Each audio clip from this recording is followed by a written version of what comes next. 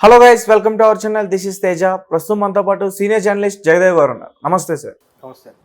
So TDP జాతీయ ప్రధాన కార్యదర్శి నారా లోకేష్ గారు యువగలం పాదయాత్ర ముగింపు కార్యక్రమంలో ఒక మాట అన్నారు స్టేజ్ పైన. ముఖ్యమంత్రి చంద్రబాబు నాయుడు గారు అనే విధంగా మాట్లాడారు ఆయన. సో దానికి వెంటనే స్పందించి హరిరామ జోగయ్య గారు, ఆయన ఒకప్పుడు ప్రొడ్యూసర్, హోమ్ మినిస్టర్ కూడా, ఇప్పుడు కాపుల్ని రిప్రజెంట్ చేస్తున్నారు ఆయన. సో ఆయన వెంటనే పవన్ కళ్యాణ్ గారికి ఒక లేఖ రాయడం జరిగింది. లోకేష్ గారు ముఖ్యమంత్రి చంద్రబాబు నాయుడు గారు అని చెప్పేస్తున్నారు, మా జన సైనికులకి అసంతృప్తి ఆ విషయం, మీరు అసలు ఏ నిర్ణయం తీసుకుంటున్నారు అవన్నీ కూడా మాకు చెప్పాల్సి ఉంటుంది అని చెప్పేసి ఆయన లేఖ రాయడం జరిగింది. పవన్ కళ్యాణ్ గారు కూడా స్పందించారు. సో దాని గురించి మీరేం చెప్తారు? అంటే ఈ రాజకీయాలు ఎలా ఉన్నాయంటే, ఫస్ట్ థింగ్ కాపు సామాజిక వర్గం గురించి మాట్లాడుకుంటే, ఆ పర్టికులర్ సామాజిక వర్గం నుంచి వచ్చిన వ్యక్తి కాబట్టి ఖచ్చితంగా ఎప్పుడు ఎఫ్సి అదే ఓసీ వాళ్ళు అయ్యారు, బీసీ నుంచి కానీ కాపు సామాజిక వర్గం నుంచి కానీ ముఖ్యమంత్రులు అవ్వలేదు అనే ఒక నినాదం కూడా ఉంది. అయితే పవన్ కళ్యాణ్ గారి వ్యాఖ్యల్లో కానీ పవన్ కళ్యాణ్ గారి స్పీచ్లో కానీ ఎప్పుడు కూడా కాపు సామాజిక వర్గానికి కానీ పర్టికులర్గా దాని నుంచే నేను ఎదగాలని కానీ అనుకున్నట్టు ఎక్కడ నాకు కనిపించలేదు. ఆయన ఆ దృక్పథంతో ఎప్పుడు చూడలేదు కూడా. పైపెచ్చు ఆయన భీమవరం అండ్ గాజువాక రెండిట్లోనూ 2019లో ఓడిపోయినప్పుడు కూడా ఒక స్టేట్మెంట్ ఇచ్చాడు ఆయన. గాజువాక కానీ భీమవరం కానీ ఆ పర్టికులర్ సామాజిక వర్గం గల మనుషులు, ఓటర్లు ఎక్కువ ప్రాబల్యం ఉన్న నియోజకవర్గాల రెండు. బట్ ఆ రెండిట్లో కూడా పవన్ కళ్యాణ్ ఓడిపోయారుగా. నిజంగా ఆ సామాజిక వర్గము అంతగా ఉన్నప్పుడు, అంత ప్రబలంగా ఉన్నప్పుడు, దాని గురించి పాటుపడాలనుకునేటప్పుడు ఆ వ్యక్తిని గెలిపించుకోవాలా లేదా? అవును. సో ఓటర్లకు కూడా అది లేదు. ఎవరు మంచి చేస్తారో లేదంటే ఎవరు బాగా ఇదవుతారో వాళ్ళకే ప్రాధాన్యత ఇచ్చేలాగా అనిపించింది. ఇకపోతే ఈయన హరిరామ జోగయ్య గారు కాపు సామాజిక వర్గానికి రిప్రజెంటేటివ్గా ఉండి ఒక లేఖ రాశారని మీరు అంటున్నారు కదా. ఈ లేఖలో ఏముంది? రాబోయే రోజుల్లో ముఖ్యమంత్రి ఎవరు అనే సందేహాలు ఉన్నాయి. సందేహాలు అంటే చాలామంది ఇప్పుడు ఎవరైనా ఏమనుకుంటారు, మీ ఇంటి నుంచి మీరు పోటీ చేశారు, నా ఇంటి నుంచి నేను పోటీ చేశాను, నా భార్య పిల్లలు నేను ముఖ్యమంత్రి అవ్వాలనుకుంటారు, మీ భార్య పిల్లలు మీరు ముఖ్యమంత్రి అవ్వాలనుకుంటారు, మీ బ్రదర్స్ కానీ ఎవరైనా సంథింగ్. అలాగే ఎవరు పార్టీ అధినేత వాళ్ళు అవ్వాలనుకుంటారు. బట్ ఇక్కడ అలయన్స్ అయిన తర్వాత ఎలా ఉండబోతుంది అనేది మనకు పూర్తిగా అవగాహన లేదు. మనమే జ్యోతిష్యం కాదు, జ్యోతిష్యులు కూడా ఇవాళ రేపు రాంగ్గా చెప్తున్నారు. మనం చూసాం, ఎక్కడ కేసీఆర్ గారు వస్తారని చాలామంది చెప్పారు, అది బెడ్స్ కొట్టింది, అది పక్కన పెట్టండి. అయితే ఇక్కడ మొన్న విజయనగరం సభలో కూడా క్లియర్గా పవన్ కళ్యాణ్ గారు ఒక మాట మాట్లాడారు. ఎవరు అభ్యర్థి అని ప్రకటించక ముందే, అంతకుముందు పార్టీ ఆఫీసులో కూడా చాలా సందర్భాల్లో మాట్లాడింది ఏంటంటే, మేము చర్చలు జరుపుకుంటున్నాం, సమన్వయ కమిటీలు నిర్మించుకున్నాం లేదా ఏర్పాటు చేసుకున్నాం, వాళ్ళందరూ కలిసి పనిచేస్తారు, ఆ తరువాత ఏంటి వాట్ నెక్స్ట్ అనేది అప్పుడు ఎన్నికలు అయిన తర్వాత డిసైడ్ చేసుకుంటాం, వచ్చే సీట్లు బట్టి సర్దుబాటు బట్టి లేదా సీట్లు గెలుచుకున్న దాన్ని బట్టి ఎవరి ప్రాధాన్యత ఏంటి అని కూడా మనం కూడా చాలా సందర్భంలో డిస్కస్ చేసినట్టు గుర్తు నాకు. అయితే ఆ రోజు ఆ స్టేజ్ మీద విజయనగరం స్టేజ్లో కూడా ఏం చెప్పారంటే పవన్ కళ్యాణ్ గారు, నేను 2014 ముందు పార్టీ స్థాపించినప్పటికి కూడా నాకు అంత అనుభవం లేదు, ఏం చేయాలి, పార్టీని స్థాపించేసి ప్రభుత్వాన్ని ఏర్పాటు చేసేయాలంటే అంత ఆషామాషి అనే విషయం కాదు కదా. దానికి కూడా ఎంతో కృషి అవసరం, ప్రజల నుంచి నమ్మకాన్ని చూరగొనాలి, పార్టీని బలోపేతం చేయాలి, గ్రౌండ్ లెవెల్లో పార్టీ క్యాడర్ని పైకి తీసుకురావాలి, స్ట్రాంగ్ చేయాలి. దానికి ఎంతో ఖర్చుతో కూడుకున్న పని కూడా, నిలబెట్టుకొని రావాలి, ఎన్నో హడిల్స్ డక్కా ముక్కాలు తిని కూడా నిలబడగలగాలి.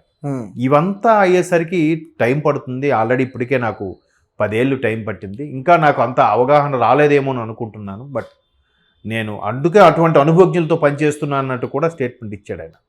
2014లో అందుకే అప్పుడు అనుభవం సరిపోదు కాబట్టి టీడీపీకి సపోర్ట్ చేశాను. 2019లో పోటీ చేద్దాం అనుకున్నాను, నాకు సరిపోయిందేమో అనుభవం అనుకున్నాను. బట్ అప్పటికీ కొంత సరిపోలేదు, నన్ను గెలిపించే వరకు నేను ఇంకా ప్రజల నమ్మకాన్ని చూరగొనలేదనే ఉద్దేశంతోనే మాట్లాడాడు ఆయన చూచాయిగా. సో రెండు పార్టీలు అలయన్స్ అయిన తర్వాత ఎవరికి ప్రాధాన్యత ఉంటుంది? ఆటోమేటిక్గా చంద్రబాబు నాయుడు గారు అనుభవజ్ఞుడు, 40 ఏళ్ళ సుదీర్ఘ చరిత్ర ఉంది, పార్టీ క్యాడర్ బలంగా ఉంది, ఎక్కడికి వెళ్ళినా కూడా పార్టీ శ్రేణులు పార్టీ పరంగా టీడీపీకి ఎక్కువ క్రేజ్ ఉంది కదా. ఈవెన్ సీట్ల సర్దుబాటులో కూడా రకరకాల రోమర్సో అవి వాస్తవాలో తెలియదు కానీ సోషల్ మీడియాలో వైరల్ అవుతున్నాయి. ఏంటి, జనసేనకి మహా ఇస్తే 30 నుంచి 40 సీట్ల వరకు ఇవ్వచ్చు, లేదా 40 నుంచి 50 సీట్ల వరకు ఇవ్వచ్చు. అవుట్ ఆఫ్ 175 నేను చెప్పేది. మిగతా 40-50 సీట్ల వరకు ఇస్తే ఇక్కడ 130 సీట్ల వరకు టీడీపీ పోటీ చేస్తుంది. అంటే అర్థం ఏంటి, టీడీపీతో అక్కడ ఆల్మోస్ట్ ఆల్ 2:1 రేషియోలో పోటీ చేస్తుంది అనుకుందాం. 2:1 ఏమి ఇంకెక్కువే, 1:4.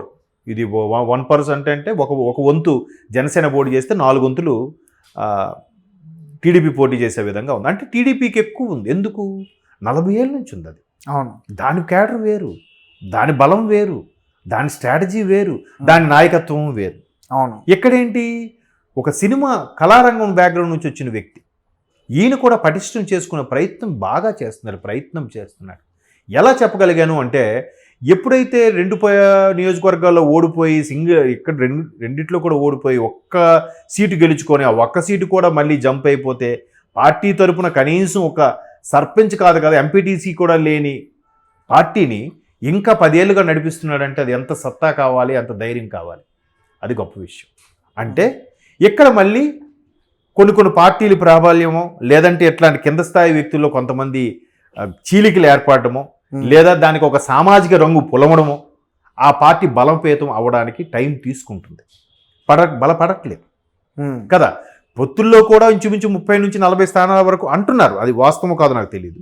అంటే కొంచెం ప్రాధాన్యత తగ్గుతున్నట్టే కదా, క్రేజ్ అంత లేదు కాబట్టి అన్ని స్థానాల్లో పోటీ చెయ్యలేదేమో. ఇప్పుడు జనసేన మీరు తీసుకుంటే నేను ఎక్కువగా విన్నది ఉత్తరాంధ్ర నుంచి మనం గోదావరి జిల్లాలు, కృష్ణా జిల్లా వరకు బాగా వింటున్నాం. అటువైపు ఎక్కువగా వినే అవకాశం కనిపించట్లేదు. అంటే ఈ తిరుపతి, చిత్తూరు అటు సైడ్, రాయలసీమ వైపు, రాయలసీమ కానీ దక్షిణ కోస్తా కానీ, నెల్లూరు ఇవన్నీ. బట్ అక్కడ కూడా ఉంది, లేదనట్లేదు. ఇప్పుడు తెలంగాణలో కూడా ఉంది, అంత క్రేజీ లేదుగా. అవును, అలాగా అందుకు దాన్ని బట్టి కూడా ఇద్దరు సమన్వయం అయినప్పుడు ఖచ్చితంగా మన ప్రభుత్వ వ్యతిరేక ఓటును చేర్చకూడదు అనుకుని డిసైడ్ అయ్యారు. కాబట్టి బాబు గారు జైల్లో ఉన్నప్పుడు ములాఖాత్ అయిన మరుక్షణము ఇవేవి ఆలోచించకుండానే బయటకు వచ్చి స్టేట్మెంట్ ఇచ్చేస్తారా పవన్ కళ్యాణ్? కింద స్థాయి వ్యక్తుల గురించి ఆలోచించి ఉండడా? 10 ఏళ్ళుగా పార్టీ ఏమీ లేకపోయినా కూడా ఆయన వెనక్కి తిరిగినా, ఆయన కోసం వచ్చిన వాళ్ళ కోసం ఆలోచించకుండా అయితే ఉండుండగా, ఏదో ఆలోచించి పెట్టే ఉంటాడుగా. అవకాశం రావాలి. ఇప్పుడు ఇదే తమిళనాడులో తీసుకుంటే విజయకాంత్ గారు, కెప్టెన్ విజయకాంత్ అంటారు, ఆయన పార్టీ పెట్టాడు, ఇంచుమించు 2 సార్లు ప్రతిపక్షంలోనే కూర్చున్నాడు. అందుకే ఏ పార్టీని కూడా తీసుకెళ్లి విలీనం చేసి లేదే. అయితే ఈ ఎగ్జాంపుల్ ఎందుకు చెప్పారంటే, చిరంజీవి గారు పీఆర్పీని కాంగ్రెస్లో విలీనం చేయడం కాస్తో కూస్తో ఇక్కడ పవన్ కళ్యాణ్ గారు అది మైనస్ అవుతుంది. ఈయన కూడా అన్నయ్యలాగా నడిపించగల సత్తా ఉందా లేదా అన్నయ్యలాగా ఈయన కూడా పార్టీ విలీనం చేసేస్తాడా అనే కొంత రూమర్స్, వార్తలు అయితే ఉన్నాయిగా. అది కాస్త ఆటోమేటిక్ చూస్తారుగా, ముందేరు ఎలా ప్రవహిస్తే వెనకేరు కూడా అలాగే ప్రవహిస్తుందిరా అని అంటారు ఊర్లలో సామెత. అంటే ముందు ఏరు అంటే నది ప్రవహించినప్పుడు వెనకనొచ్చే నది కూడా ఆ రూట్లోనే వెళ్తుంది కదా, వేరే కొత్తగా రోడ్డుకి ప్రవహించదుగా. అలాగా అలాంటి సామెతల వల్ల పవన్ కళ్యాణ్ గారికి కూడా కొంత మచ్చ అది.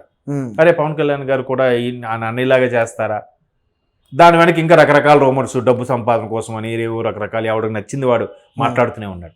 సో వీటన్నింటినీ తట్టుకొని నిలబడ్డ ఉన్నప్పుడు కొంత అనుభవం అవసరం. అనుభవం కాబట్టే ఆయన స్టేట్మెంట్ కూడా ఆ రోజు విజయనగరం సభలో కూడా క్లియర్గా ఏమని చెప్పాడంటే, నాకు చంద్రబాబు గారితో ఎటువంటి ఇవి పొరపచ్చాలు లేవు, కాకపోతే డెసిషన్ మేకింగ్లో చిన్న భేదాభిప్రాయాలు ఉన్నాయి. ప్రభుత్వం పరిపాలించినప్పుడు కూడా కొన్ని వాటికి నేను వ్యతిరేకించడం జరిగింది తప్ప ఆయన మీద నాకు ఎటువంటి కక్ష లేదు, ఏమీ లేదు. కాబట్టి అటువంటి వ్యక్తి నాయకత్వంలో కూడా పనిచేయడానికి కూడా వల్ల నా కెరియర్కి, నా పార్టీ బలోపేతం కూడా కొంత ఉపయోగపడుతుంది అన్నట్టుగానే మాట్లాడాడు. నాకైతే అర్థమైంది, అది క్లియర్గా అదే చెప్పాడు కదా. సో ఇప్పుడు ఈయన ఏదైతే హరిరామజోగి గారు రాసిన లేఖ, ఈయన సొంతం కోసం రాయలేదు నేను అనుకోవడం, అంటే నా పర్సెప్షన్ చెప్తున్నా.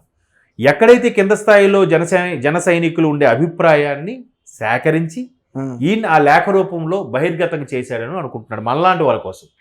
అట్ ది సేమ్ టైం దానికి జవాబుగా పవన్ కళ్యాణ్ గారు కూడా ప్రజలందరికీ, జన సైనికులకి ఎస్పెషల్లీ తెలియజెప్పే ఉద్దేశంలోనూ కూడా ఆయన వివరంగా క్లారిటీ ఇచ్చినట్టుగా ఉంది. అవునేమండి, రేపొద్దున ముఖ్యమంత్రి, నేను చాలా సందర్భాల్లో చెప్పాను, ఇదే రెండు అలయన్స్ గవర్నమెంట్ ఫామ్ చేస్తే 3 ఏళ్ళు చంద్రబాబు గారు, 2 ఏళ్ళు పవన్ కళ్యాణ్ గారు ఉంటారేమో ముఖ్యమంత్రిగా. ఒకప్పుడు హైదరాబాద్ మేయర్గా ఆవిడ కార్తీక గారు, ఆవిడ 3 ఏళ్ళు ఉన్నారు, ఎంఐఎంఓలు 2 ఏళ్ళు ఉన్నారు. సేమ్ 2.5 ఏళ్ళు 2.5 ఏళ్ళు పదవులు షేర్ చేసుకోవచ్చు. లేదా అనుభవజ్ఞులు కాబట్టి ముఖ్యమంత్రి చంద్రబాబు గారు ఉండేవండి, హోము లేదా డిప్యూటీ సీఎంఓ పవన్ కళ్యాణ్ గారు ఉంటారేమో, ఎవరికి తెలుసు. అవును. అర్థమైందా? సో అలాగా సయోధ్యగా కానీ తెలంగాణలో ఎవరు సీఎం కాంగ్రెస్ పార్టీలో ఎంత చాలా వెయిట్ చేశారు జనం, ఎవరు సీఎం ఎవరు సీఎం అని చెప్పేసి. సో ఈసారి ఆంధ్ర ఎలక్షన్స్ కూడా అలాగే ఉంటాయి. ఉన్నా కూడా సీఎం ఎవరు అనే దాని గురించి అది ఉన్నా కూడా పక్క వాళ్ళు రెచ్చగొట్టే తనమే. అక్కడ ఓట్లు సర్దుబాటులో తెలిసిపోతుంది కదా క్లియర్గా. మీకు ఎలా చెప్పాలి, ఇప్పుడు ఐపీఎల్ ఉందండి. ఐపీఎల్లో ఒక టీంలో ముంబై వాళ్ళు ఎక్కువ మంది ఉన్నారు. ముంబై టీంకి ముంబై వాళ్ళు ఎక్కువ మంది ఉంటారు. మిగతా అందరూ అవుట్ ఆఫ్ కంట్రీ వాళ్ళు, వేరే స్టేట్ వాళ్ళు ఒకరు ఇద్దరు ఉంటారు. ముంబై టీం అంటే ముంబైకి ఎక్కువ ప్రాధాన్యత ఇచ్చుకుంటాడు ఎవడా ఇస్తాడు కదా. అలాగే ఇక్కడ కూడా ఎక్కువ సీట్ల మీద గెలిచినప్పుడు ప్రాధాన్యత ఇప్పుడు ఎక్కువ సీట్లు వాడికి ఇవ్వాలిగా ముఖ్యమంత్రిగా కదా. లేదు విడిపోయి పోటీ చేస్తే మళ్ళీ నష్టం జరుగుతుంది. 2019లో జరిగిన నష్టం ఇప్పుడు జరుగుతుంది. ఓకే, 2009లో జరిగిన నష్టమే ఇప్పుడు జరుగుతుంది. 2009లో పీఆర్పీ వల్ల టీడీపీ ఓడిపోయింది. లేదంటే అప్పుడు టీడీపీ వచ్చేదేమో. ఎస్, ఇది నేను అన్నమాట కాదు, చాలామంది మేధావులు, చాలామంది విశ్లేషకులు అన్నమాట. ఈవెన్ రాజశేఖర రెడ్డి గారు కూడా ఒక టైంలో ఏం స్టేట్మెంట్ ఇచ్చారంటే, ప్రజలు కేవలం మనకు పాస్ మార్క్ వేశారు, ఫుల్ మెజార్టీతో గెలిపించలేదు అనే స్టేట్మెంట్ కూడా ఇచ్చారు ఆయన. బికాజ్ ఆఫ్ పీఆర్పీ ఓట్లు చీలిపోయాయి అక్కడ.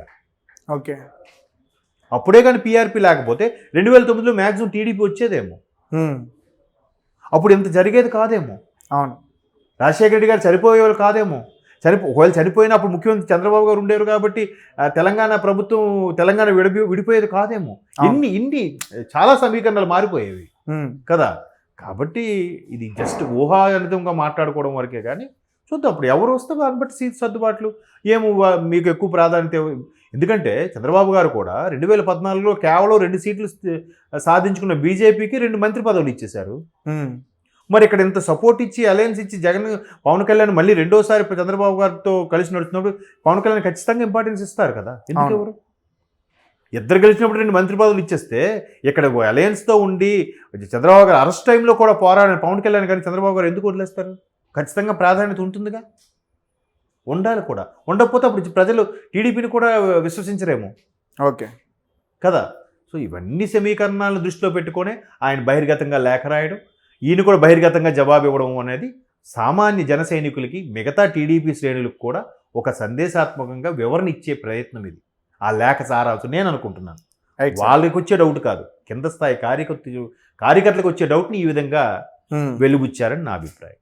Okay sir, thank you so much. Thank you.